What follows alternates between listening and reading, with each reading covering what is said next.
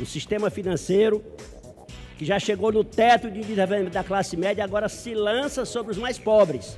Tem que se cuidar para que não se tenha um endividamento da família. Para o órgão financiador, é o melhor negócio, porque é um dinheiro garantido. O cartão de crédito, ele próprio parcela a sua dívida, com juro, que é um roubo. Qual é o incentivo que a gente está dando para essas pessoas saírem dessa dívida? E se o beneficiário perde esse benefício, como é que vai pagar o empréstimo que tomou?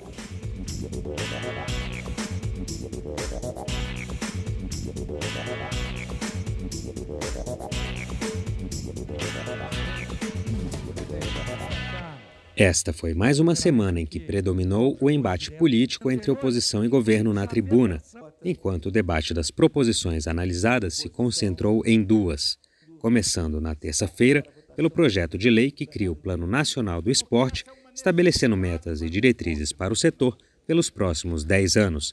A matéria vai ao Senado.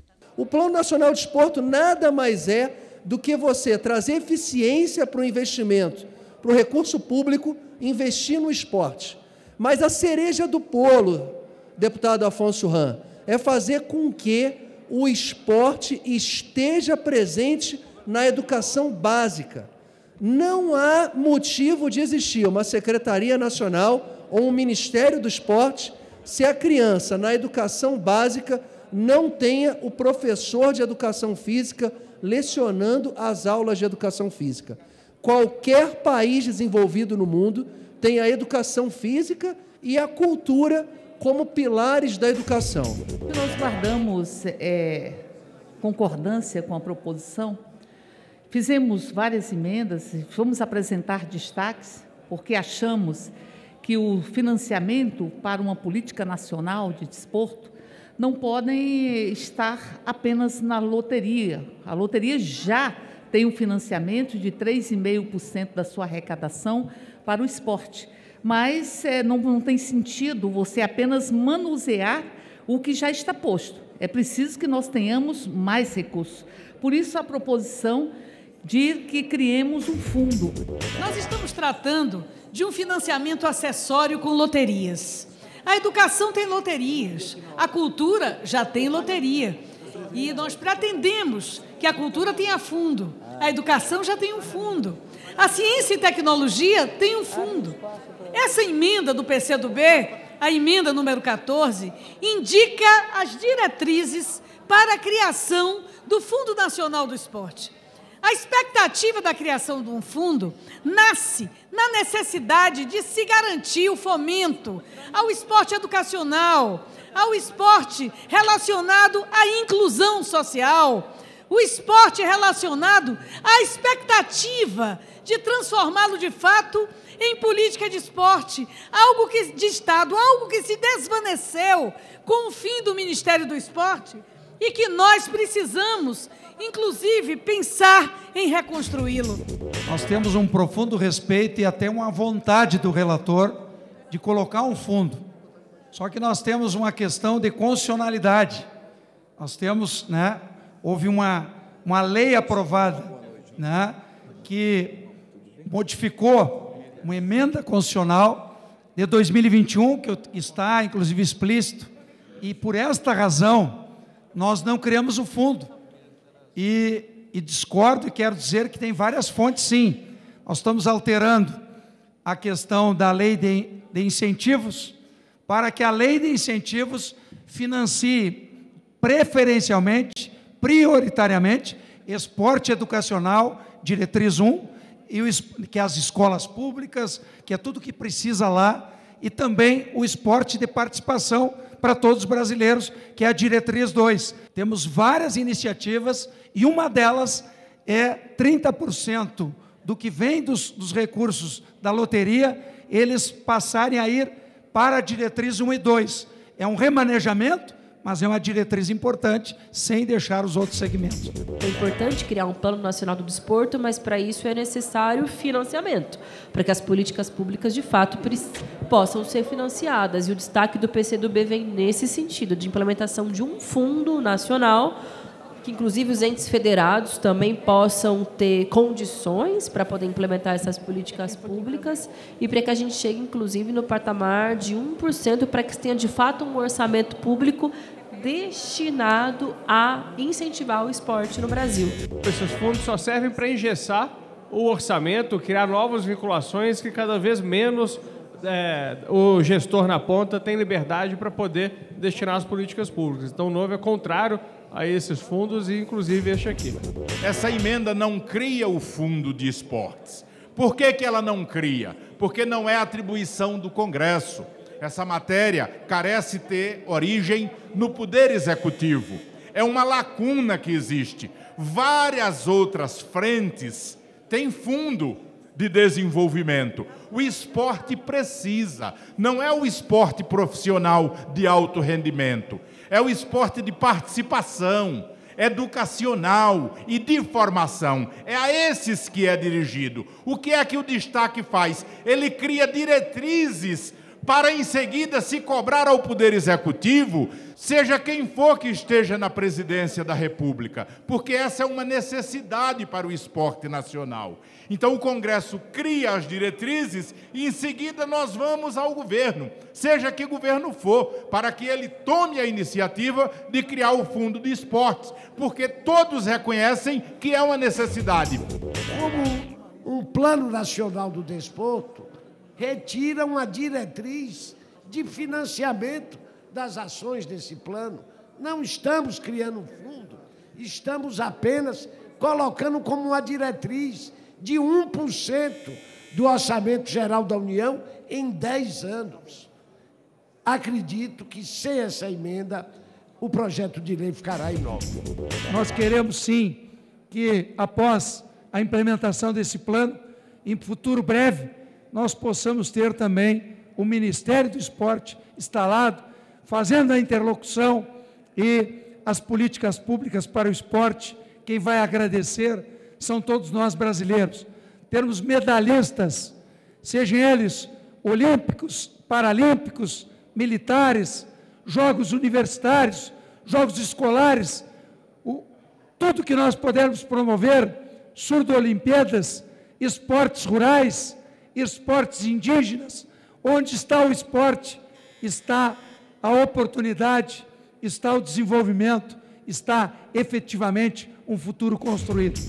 A gente vai tentar equiparar a lei de incentivo à cultura, porque o esporte tem menos recursos do que a cultura. O deputado Luiz Lima foi relator da lei de incentivo ao esporte, que está para terminar. A gente quer tornar como política de Estado e não ter que, de 5 em 5 anos, ter que alguém alertar o presidente da Câmara e do Senado para votar, porque senão a matéria caduca.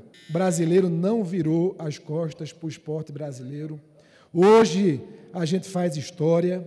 Na próxima semana vamos atualizar a Lei Pelé, tornando-a mais justa, moderna, mais eficiente, que chegue na ponta daqueles que mais precisam, nos campos de várzea e nos locais de maior vulnerabilidade. Viva o esporte!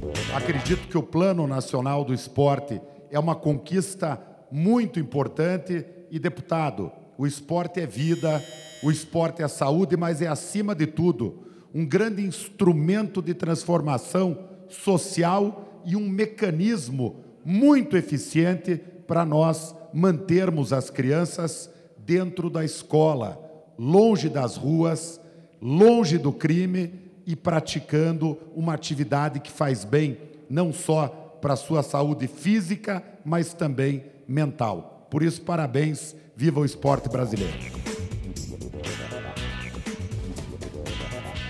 Na quarta, os deputados se debruçaram sobre a análise da medida provisória que aumenta o limite de crédito consignado e autoriza essa modalidade de empréstimo aos que recebem BPC, o benefício de prestação continuada, renda mensal vitalícia e Auxílio Brasil.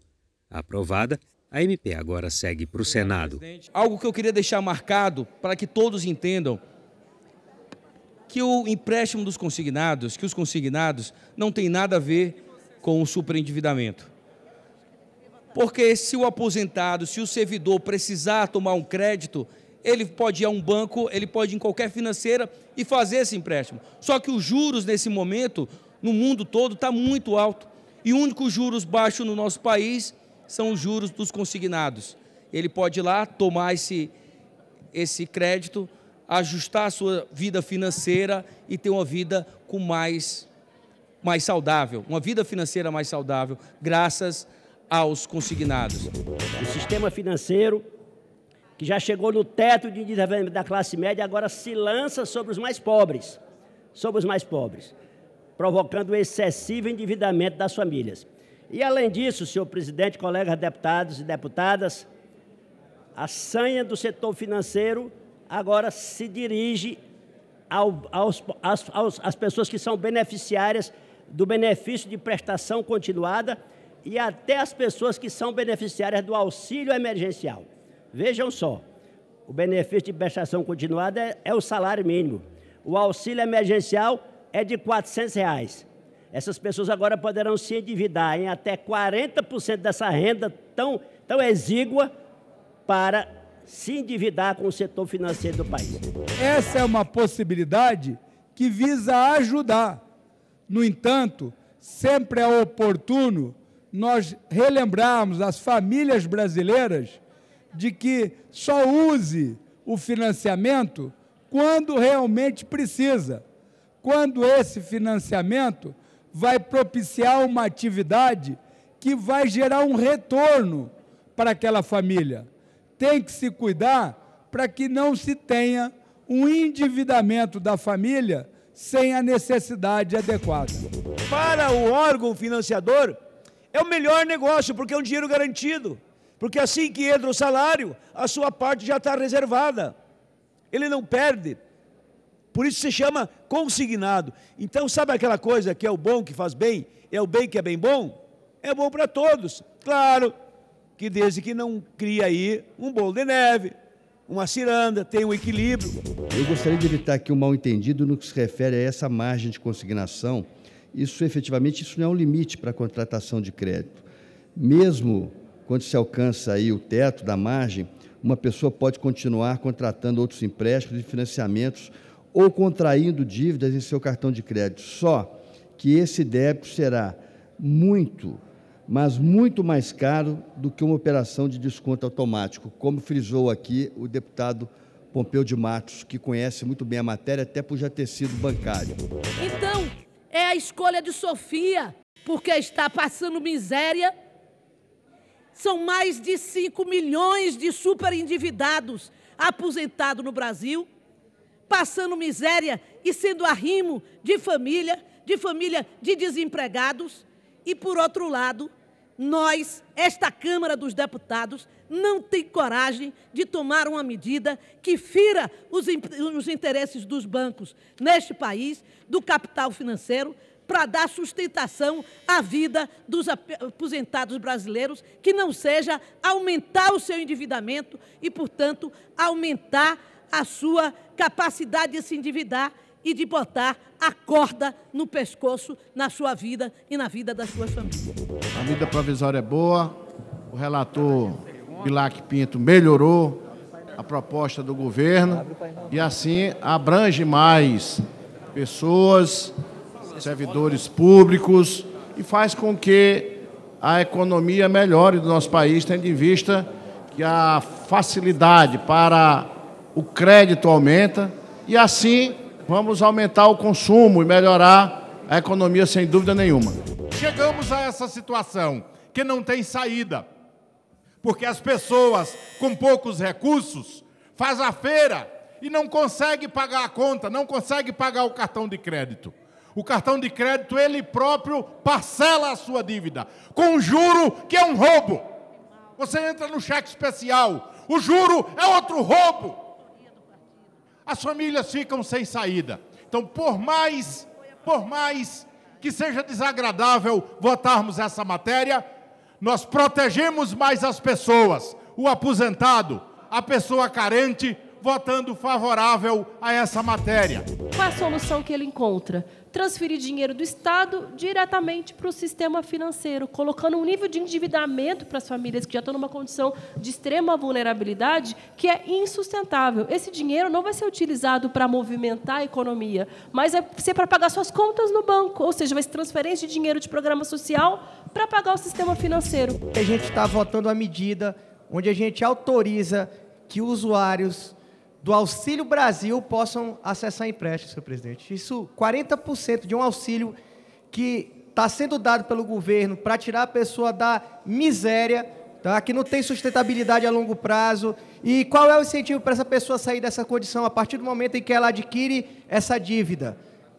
Qual é o incentivo que a gente está dando para essas pessoas saírem dessa dívida? A gente está autorizando que quem está extremamente necessitado adquira um empréstimo através da segurança de um auxílio temporário às pessoas com maior necessidade.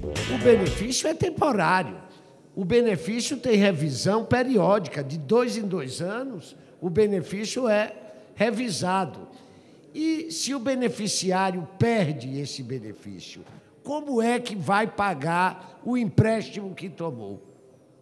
Ele tomou um empréstimo para 48 meses. E se em 24 meses ele perde o benefício, como, volto a dizer, o banco vai tomar o único bem de família que ele possui.